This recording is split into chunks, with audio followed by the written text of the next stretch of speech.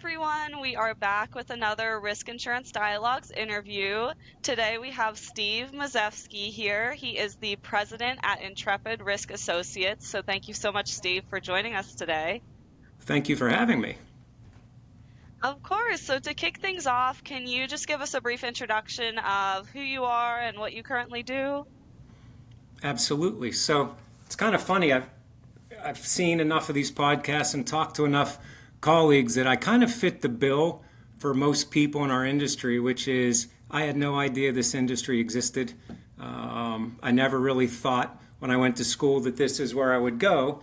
But be that as it may, I started in this industry a long time ago. I started in 1990. I got hired as a local account manager by a company called GRS, which is now Gen X. So this was pre-Gen X days. I spent 5 years at GRS selling case management services and medical bill review. At the end of the 5 years, a mentor of mine who originally hired me decided he was going to move on to a smaller, more regional company that provided those services, and I followed him to a company called Options.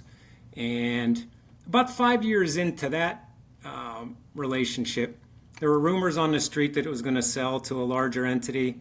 I kind of felt like I fit better in a small to mid-sized company. So I decided it was time for me to get out of that business. And interestingly, I did something that was really logical. I went into a business selling two services I knew nothing about when I started my company, Litigation Solutions. But I did that because, I had the intellectual capital of 10 years of really strong relationships. I did have a non-compete, so I wasn't able to go sell managed care services. So I decided I would sell investigations and litigation support because I didn't want to give up on the 10 years of history I was able to build in my first 10 years on the managed care side. So 20 years I worked at Litigation Solutions, owned it for 10, sold it to a company called MCMC about 10 years into it, and helped run that business as part of MCMC for about 9 years. Ultimately, kind of a similar situation. MCMC was acquired by York Risk Services Group. As things started to develop there, I thought it might be time for me to move on. So I negotiated an exit, and I had a 1-year non-compete. And I was sitting there thinking, I'm 54 years old at the time. I wasn't sure I wanted to start a new business. I wasn't sure at that point, after being 20 years of kind of independent, I wasn't sure I'd be a good employee. So I figured, over the 20 years, I got to know a lot of the service providers, and I realized that the bulk of my relationships were in the middle market, mid-size claims organizations. So I developed Intrepid Risk Associates to help those mid-size claim organizations optimize their relationships with the service providers. I looked at the national companies and realized there's a reason that they employ internal staff that manage the managed care spend. They employ internal staff that manage the investigations and SIU spend. And there are a lot of really strong mid-market insurance carriers who didn't have the resources to do that. So I developed Intrepid Risk Associates to kind of help give those companies some of the benefits of that internal service provider knowledge without the expense. Okay, great. And that's, I love that you talked about relationships a lot because that's what we're going to dive into here now, because it's so important, especially in insurance, these relationships that we build and kind of carrying them throughout the course of our careers. So that kind of leads me to my first question is, long-term relationships, you've said, are kind of the reason you've been able to sustain such a successful career in this industry. So what are maybe some elements or the most important elements of building a relationship to make sure that building that trust really lasts and can carry throughout your career? Sure.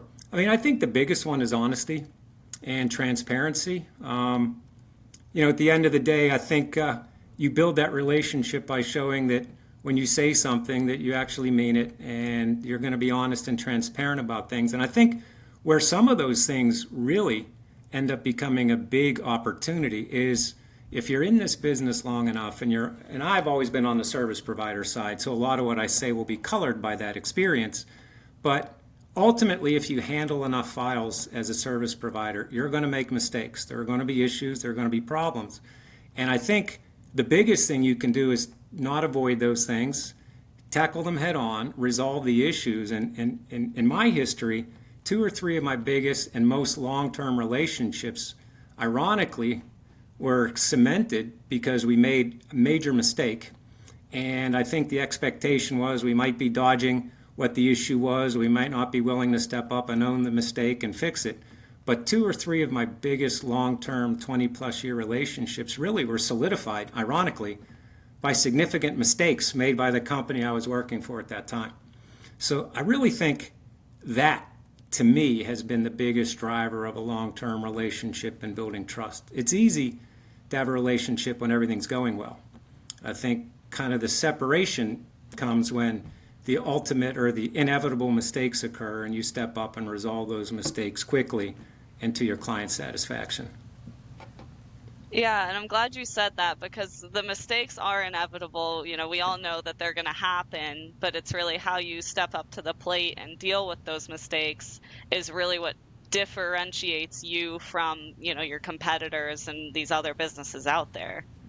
Yeah, absolutely. And it really can be turning points because I do think the expectation on the other side at times is not that you're going to handle it that quickly, you're going to own up to the mistake, and that you're going to go out of your way to make sure that the customer is right. I think a lot of people make the mistake of trying to avoid it. And to me, if you step right into it and fix it, that speaks volumes about building a long-term relationship and getting that trust. Yeah, definitely. And talking now about those partnerships that you said you've had for, 20 plus years that began maybe earlier on in your career that have evolved now over time. For newer professionals coming in, how can they kind of set themselves up and lay that groundwork to develop those 20 plus year long relationships in the industry and in their careers? Well, I think, again, it goes back to the honesty and transparency, but as part of that, I think it's being consistent. I think at the end of the day, the business is going to evolve. Things are going to change. You might switch companies that you're working for. But if you're consistently following up with the right people and you're consistently resolving issues and you're listening more than talking, I think that's the other thing. I think at the end of the day, as salespeople, I think a lot of people think their job is to send a message and do all the speaking. But the reality is you're better off listening and becoming a problem solver rather than a salesperson. I think those are the relationships that become sticky for 15 or 20 years when you get viewed as somebody that resolves issues. And I think the long-term sale comes along with resolving the issues. I think it sets you up for opportunities when they arise. Yeah, and that's another great point is you can learn a lot from listening to your clients, listening to potential clients, and what they're saying can maybe or hopefully will trigger something in your brain to say, "Hey, I hear that problem that you're having and this is what we're going to do to solve it." Absolutely. And to talk about now the insurance industry as a whole, as you're, I'm sure, aware, is constantly changing and evolving and growing, and there's new avenues throughout the course of the industry. And people also are moving between different companies and roles, kind of as you pointed out a moment ago. So when you're making those shifts in, say you're moving to another company or moving to another role, how can you kind of maintain, and I guess we talked about a little bit earlier, but how do you maintain and also strengthen those relationships, bouncing from role to role or company to maybe a different company or a different opportunity? How can you kind of maintain and foster these roles and partnerships between different companies? Yeah, and at the end of the day, I think the answer is very similar. I think you've got to know your product. I think you've got to pick the times. And I also think one of the mistakes I've seen people make is you can't become somebody that's always calling, always following up. You have to know when the timing is right to introduce a concept. And similarly, from the very beginning, as your relationship evolves, I don't think it ever changes. That staying transparent, staying honest, Under promising and over delivering is another kind of service. When you go to a new company, I think the temptation is to speak in superlatives, and you clearly went to that company because you thought it had something great to offer. But at the same time, I think you have to be realistic about what you can do and make sure that the new company actually does solve a problem for the company that you're talking to. And if you also have to understand that the company that you're talking to, the insurance carrier, might have an interest in your product, but the timing might be bad. So I think you have to understand that you might have a service that's valuable to them, but right now they might have 2 or 3 more pressing issues. And you have to kind of recognize when it's time to be patient and kind of come back in 30 days, 60 days, whatever the time frame may be, and not overly press the issue until the timing is right for your potential client.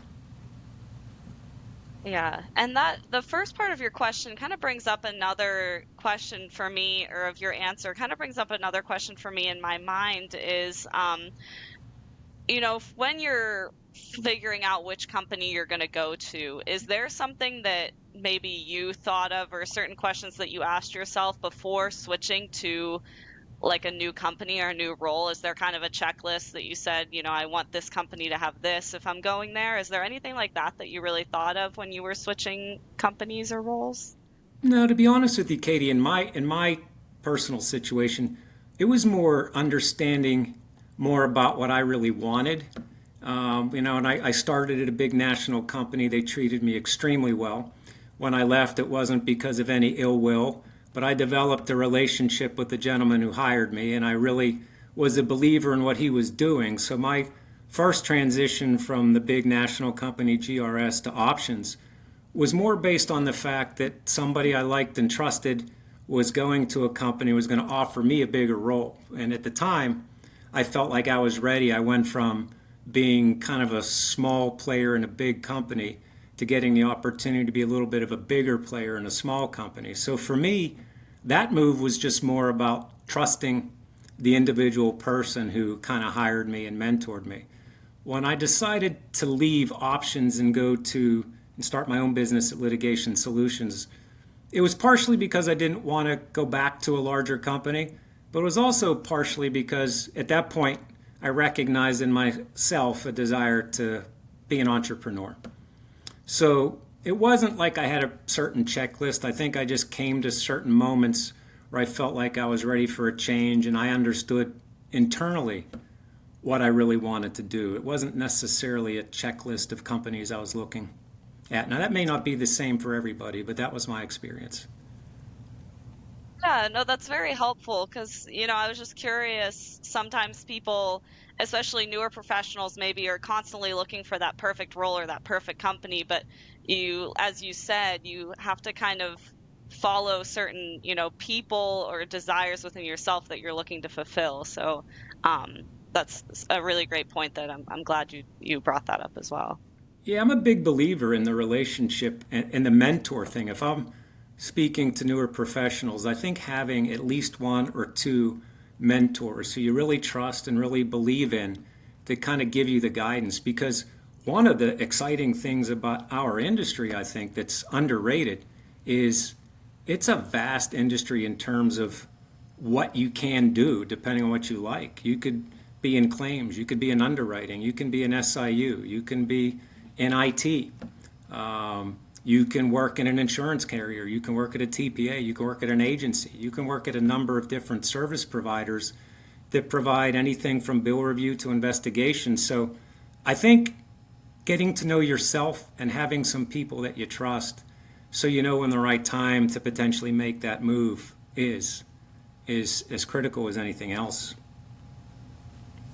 Yeah. And now talking about, so these new professionals that are coming in, are there certain mistakes that you see kind of popping up when these new professionals are trying to start out building those relationships and kind of starting out in their career? Is there anything that you see commonly occurring with the newer generation of professionals in this industry? I don't know that it's anything very specific to the newer generation if we're talking about, the 2025 era versus the 1990 era.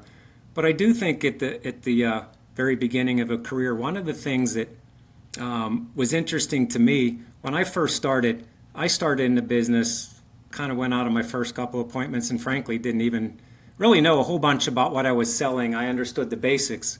But when I went into those meetings, it started out with kind of the honesty that I don't really know a whole bunch about what I'm doing. I'm kind of new here, but if you give me the opportunity, I'll earn my keep. And what that ended up teaching me, I did get cases from those first couple of meetings. I think people underestimate that they are the brand.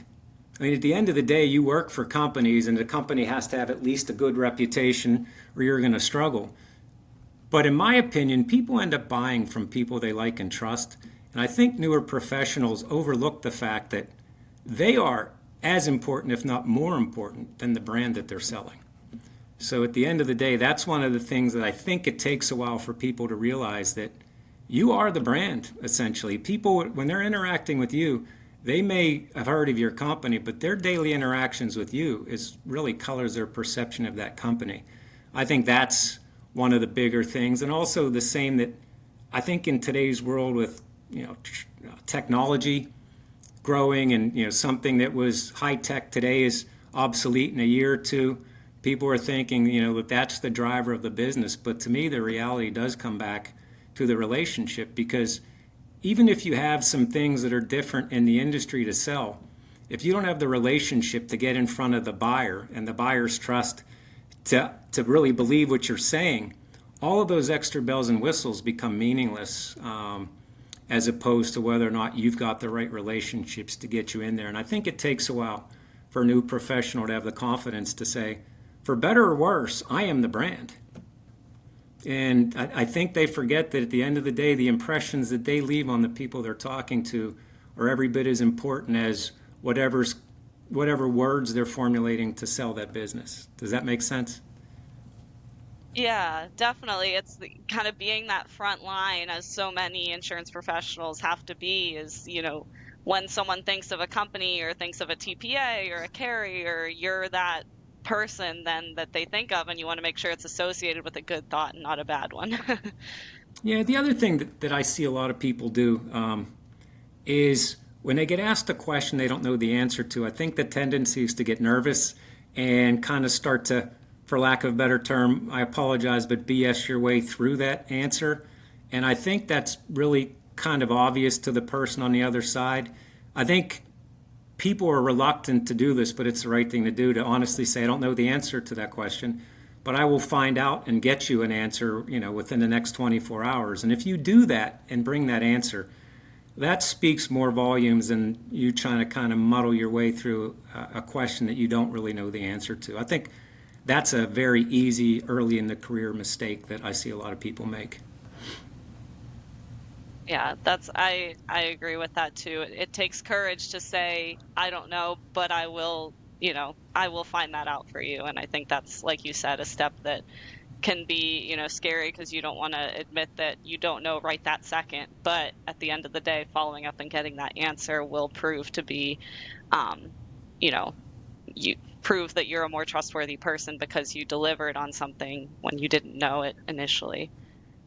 Yeah, and I think the key And part of that is getting back to them in a timely manner. If you say that and then yeah. it's 3 days later, I think you lost the opportunity. But if you get back to them within a 24-hour period with an honest answer, instead of trying to muddle through something that's a little murky, I think that leaves a really long lasting impression. Definitely. And now to wrap us up here, so looking back on your extensive career in this industry, what are some relationship habits or some decisions that you made that have had the biggest impact, in your opinion, on the longevity of your career and your success in this career as well? I think I was pretty good instinctively in terms of when it might be time to take the next step. But going back to some of the earlier things we talked about, there were some very specific issues that occurred at different companies I was working with that would have been a little easier maybe to kind of not hit head on, and doing a couple of those things ended up turning a relationship. Most of my relationship have now turned into 20, 25 years. And half of them did kind of turn, ironically, on a mistake that was made. So making the decision to own up to the mistake. In one case, we issued a significant refund on something that probably was utterly unexpected by the other side, and that company ended up turning into the biggest investigative client we had for about 18 years at Litigation Solutions, because I don't think they were expecting such a quick answer as well as a voluntary refund. So I think it's instincts. It's a people business at the end of the day. There's all kinds of technology, there are all kinds of new services, but at the end of the day, it's people talking to people and having the instincts of having to do the right thing by somebody. I think in making those decisions is probably the best thing one could do. Absolutely. And it's such a testament to your, talent and your ability to build relationships and maintain long-lasting relationships has really, you know, proven in the success of your career. So it's been wonderful to speak with you, and thank you so much for taking the time to talk with me. Thank you for giving me the opportunity to chat with you. It was enjoyable.